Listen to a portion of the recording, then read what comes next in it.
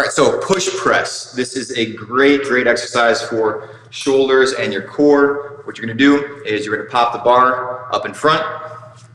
So the way that you really want to do this or eventually get to is being able to place the bar in a front rack position, elbows tucked under and forward as much as you can, forward, almost to the point where your upper arm, your humerus, is parallel with the floor. That's where the initial push should come from.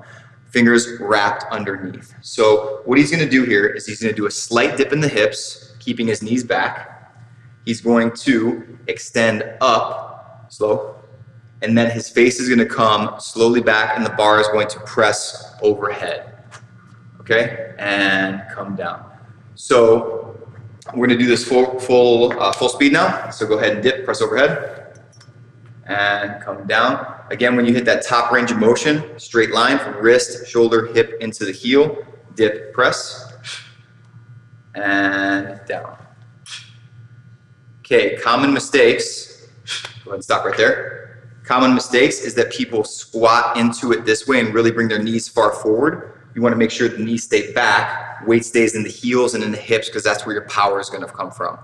Okay, and up, and down.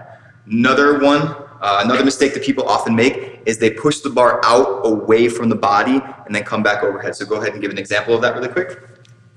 Overhead. So that's not what you want. Essentially, if I was looking at you from the side, I should see a straight line with the bar from bottom to top. So dipping down, pressing up, moving the head slightly back, pressing up overhead, and sticking it at the top. Let's do it one more time.